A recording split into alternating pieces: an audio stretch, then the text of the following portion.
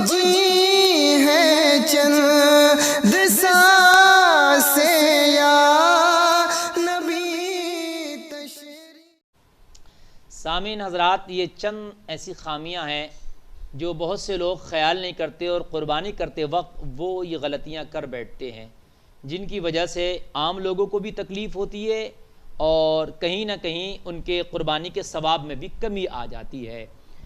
تو میں وہ چند باتیں آپ کے گوش گزار کروں گا جو قربانی کرتے وقت آپ خاص خیال رکھیں، جو چند خاص باتیں ہیں، اور کبھی کبھی تو اگر ان باتوں کا آپ نے خیال نہیں رکھا تو سرے سے قربانی ہوگی ہی نہیں۔ تو وہ باتیں میں آپ کے سامنے پیش کرنا چاہوں گا۔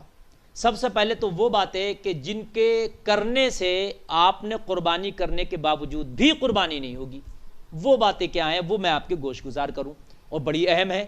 اگر آپ نے قربانی بھی کی، پیسہ بھی خرچ کیا اور پھر قربانی ہی نہیں ہوئی آپ کی، تو ظاہر سی بات ہے آپ کا کوئی فائدہ نہیں ہوا قربانی کرنے کا۔ تو ان چیزوں کا خاص خیال رکھیں جو چند باتیں میں آپ کو بتا رہا ہوں۔ سب سے پہلے جب آپ قربانی کرنے کے لیے چلیں تو جانور کی عمر کا خاص خیال رکھیں۔ اگر آپ نے جانور کی عمر کا خیال نہیں رکھا، جو عمر شریعت میں بتائی گئی ہے اس عمر کے مطابق جانور نہیں ہے تو آپ کی قربانی ادا نہیں ہوگی۔ مثال کے طور پر بڑا جانور جو پڈا یا کٹرا بھینس وغیرہ ہے، اس کی عمر 2 سال سے کم نہ ہو۔ اگر 2 سال سے 1 دن بھی عمر کم ہے تو آپ کی قربانی ادا نہیں ہوگی۔ اب مثال کے طور پر بہت سے لوگ لے آتے ہیں، اگر لے آ رہے ہیں اور جس کی زبان پہ آپ نے بھروسہ کیا تو اب وہ بیچنے والا غیر مسلم ہے، تو شریعت میں غیر مسلم کی زبان کا بھروسہ نہیں ہے۔ اب آپ خود اپنے تجربہ سے دیکھیں یا کوئی تجربہ کار آدمی اس میں دیکھے جو اتنا تجربہ کار ہو، جو دیکھ کر کے جانتا ہو، بتا دیتا ہو کہ واقعی یہ اتنی عمر کا جانور ہوگا۔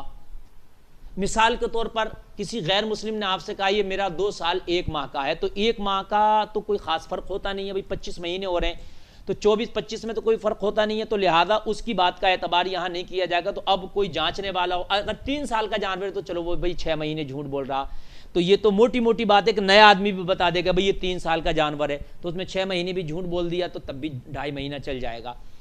یا پھر باشرا آدمی ہے، وہ ایسا ہے کہ شریعت میں اس کی بات کا اعتبار ہے، اس نے جو بتا دیا تو پھر اس کی بات کا آپ کو اعتبار کرنا پڑے گا، چونکہ شریعت اس کی بات کا اعتبار کرتی ہے۔ یا کوئی گواہی دے دے کہ بھی میرے سامنے کا ہے، مجھے معلوم ہے، کوئی باشرا شخص اس کی گواہی دے دے کہ یہ اتنے دنوں کا ہے، تو آپ نے کسی ایسے غیر اعتماد والے بندے سے خریدا تو پھر اس کو خود تجربہ کر لینا یا کسی اچھے تجربہ کار سے جچوا لینا ضروری ہے، کیونکہ اگر کم ہوا تو آپ کی قربانی ادا نہیں ہوگی۔ ایسے اونٹ جو ہے وہ 5 سالہ، اونٹ 5 سال سے کم نہ ہو۔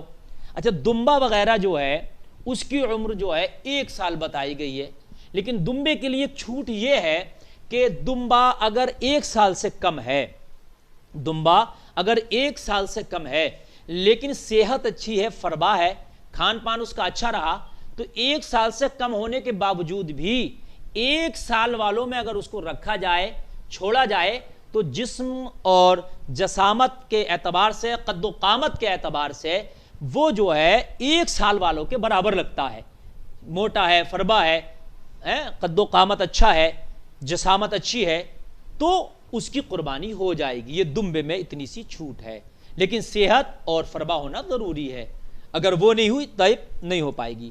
بکری وغیرہ، بکرے وغیرہ کا 1 سال ہونا ضروری ہے، یہ خاص خیال رکھیں۔ اگر آپ نے اس طریقے سے قربانی کی تو قربانی نہیں ہوگی۔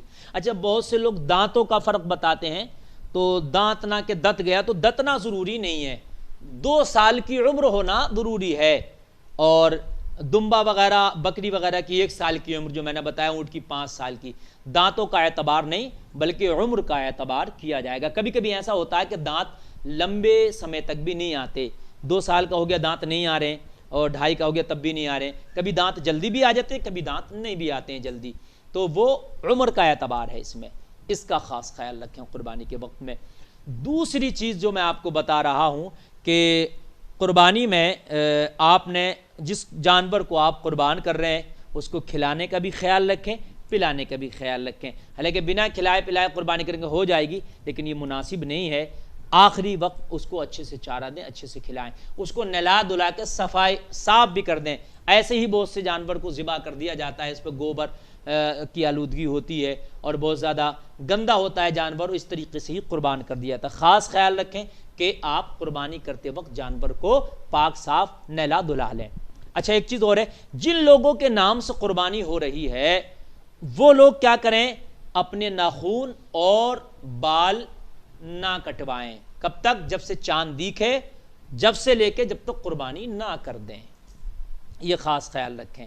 حالانکہ ناخون کٹوا دیا یا بال ترشوا دیا تو کیا قربانی ہوگی یا نہیں ہوگی؟ بہت سے لوگ یہ بھی فون کرتے ہیں، کہتے ہیں کہ حضرت ہم نے بھولے سے اپنا ناخون ترشوا لیا یا بال ترشوا لیا تو کیا اب ہماری قربانی ہوئی؟ قربانی ہو جائے گی، لیکن افضل اور بہتر یہی ہے کہ ناخون نہ کاٹیں اور بال نہ کاٹیں۔ حالانکہ کاٹ لیا تو ہو جائے گی، لیکن نہ کاٹنا افضل اور بہتر ہے، مستحب ہے یہ نہ کاٹنا۔